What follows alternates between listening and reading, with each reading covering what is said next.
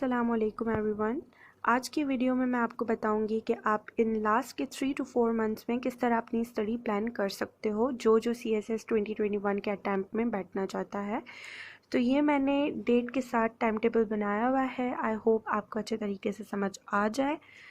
सबसे पहले हम स्टार्ट करते हैं डेट। अब जबकि 10 सितंबर आज हो गई है तो इंशाल्लाह 12 सितंबर से आप सब लोग जो अटैम्प्ट में बैठना चाहते हैं और जिन्होंने अभी तक प्रिपरेशन स्टार्ट नहीं की है तो उनके पास अभी भी वक्त है, वो अच्छे से प्रिपरेशन स्टार्ट कर सकते हैं अपनी। तो सबसे पहले हम सब्जेक्ट नंबर 1 की बात करते हैं। अब यहाँ पे आप कोई सा भी सब्जेक्ट उठा सकते हो जिसमें आपको स्टार्ट करने में ईजी रहे। बेहतर है कि शुरू में आप पाकिस्तान अफेयर्स उठा लें क्योंकि पाकिस्तान अफेयर्स एक इजी सब्जेक्ट माना जाता है और इससे आपके बहुत ज़्यादा सब्जेक्ट्स कवर हो सकते हैं अगर आपको पाकिस्तान के बारे में नोहा होगी। तो सबसे पहले आप सब्जेक्ट कोई सा भी उठाएं। 12 सितंबर से अगर आप स्टार्ट करें तो 10 डेज़ का टारगेट दें 22 सितंबर तक। मेक श्योर कि आप बहुत जो इम्पोर्टेंट टॉपिक्स हैं वो 10 डेज़ में कवर कर लें। एंड आई गेस 10 डेज़ सही होते हैं अगर आप डेली अच्छे तरीके से 8 to 10 आवर्स स्टडी करें। उसके अलावा डेली बेसिस पे जो आपको इसके साथ करना है, एक सब्जेक्ट जो आप उठा रहे हैं उसके साथ डेली बेसिस पे आपको सब्जेक्ट के साथ प्लस डेली प्रेसी आपको इस तरह करनी है जैसे सुबह आपको समझे प्रेसी घोल के पीनी है। प्रेसी आप डेली करेंगे। उसके अलावा 1 ऐसे मैंने यहाँ पे लिखा है, ये जो 10 डेज़ का स्पैम ऑफ टाइम है आप इसमें एक ऐसे लाजमन लिखें। अगर आप एक ऐसे नहीं लिखते तो मेक श्योर कि आप उसकी आउटलाइन बना लें किसी भी टॉपिक की जो आपकी नज़र में इम्पॉर्टेंट हो। उसके बाद सेकंड सब्जेक्ट हम स्टार्ट करते हैं 23 सितंबर से और 3 अक्टूबर तक।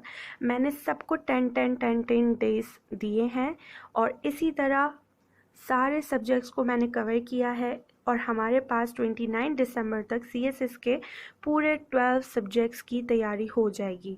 यहाँ पे मैंने मेंशन किया है सब्जेक्ट 9 क्योंकि 200 मार्क्स का एक सब्जेक्ट आ जाता है।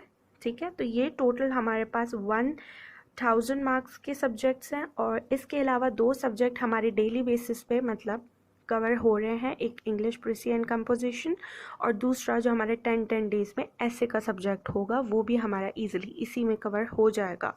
तो आपके पास 12 सितंबर से लेके 29 दिसंबर तक 100 डेज़ हैं जिसमें आप इजीली अपने सब्जेक्ट्स कवर कर सकते हैं। कुछ सब्जेक्ट्स बहुत छोटे हैं जैसे कि जनरल स्टडीज़ हो गया या कोई भी सब्जेक्ट जिसमें आपकी पहले से ग्रिप है तो उसमें ज़रूरी नहीं है कि आप पूरे 10 डेज़ लगाएं। आप उसमें 5 डेज़ भी लगा सकते हैं, आप उसमें 10 डेज़ भी लगा सकते हैं, आप उसमें 1 वीक भी लगा सकते हैं। तो उससे आपको ये बेनिफिट होगा कि आपके जो रिमेनिंग सब्जेक्ट्स के दिन हैं उसमें एडिशन हो जाएगी और आप उसमें दूसरे सब्जेक्ट कवर करेंगे। तो ये आपका डेली का जो मैंने 12 सितंबर से बनाया है 29 दिसंबर तक ये आपका थोरो स्टडी होगा जो आप अच्छे तरीके से स्टडी करेंगे। तो आप यहाँ पे स्क्रीनशॉट ले लें अगर आपको टाइम टेबल का स्क्रीनशॉट लेना है। अच्छा,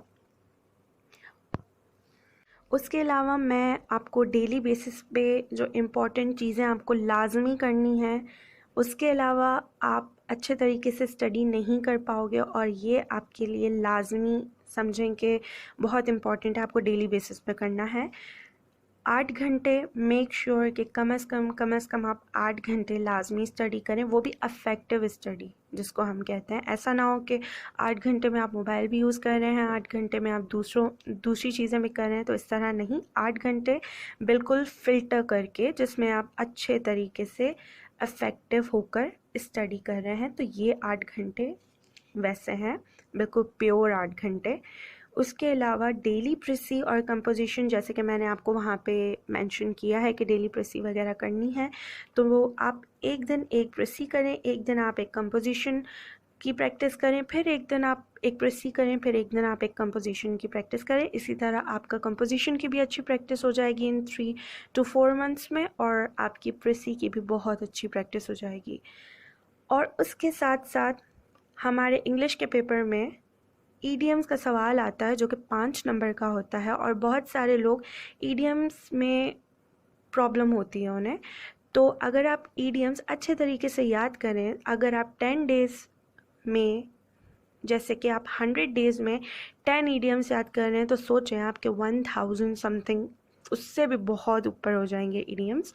तो आप ईडियम्स डेली बेसिस पे याद करें, क्योंकि घूम फिर के ईडियम्स में इंसान अटकता है। तो ईडियम्स आपके लिए बहुत इंपॉर्टेंट है। वोकैब वर्ड्स आप जो प्रेसी में पढ़ेंगे, वोकैब आपकी वहाँ से ईजिली आपको मिल जाएगी। डेली जो भी प्रेसी में आपको मुश्किल वर्ड्स लग रहे हों, वो अपने पास नोट डाउन कर लें और उसकी मीनिंग के साथ अपने पास लिख लें।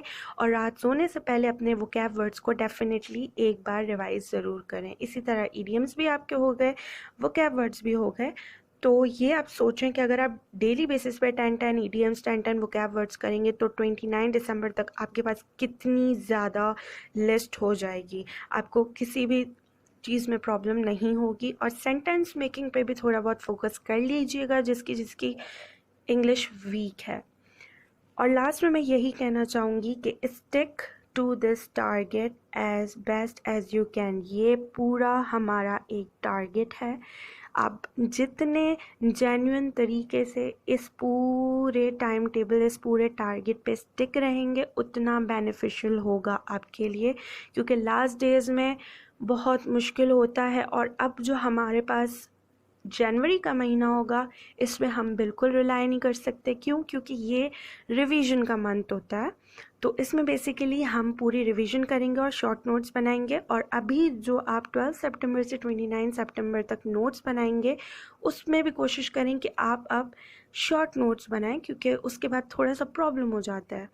सो आई होप आज की वीडियो आपको पसंद आई हो। और इसके अलावा अगर आपको डेली टाइम टेबल चाहिए हो कि हम टाइम किस तरह से अरेंज करें, कैसे करें, क्या करें, या आपको आगे रिवीजन का स्केड्यूल चाहिए हो कि हम रिवीजन किस तरह से अपनी कब से स्टार्ट करें, कितने दिन में स्टार्ट करें, तो आप मुझे उसका भी बता सकते हैं कमेंट बॉक्स में। मैं डेफिनेटली उस पर भी वीडियो बनाऊंगी।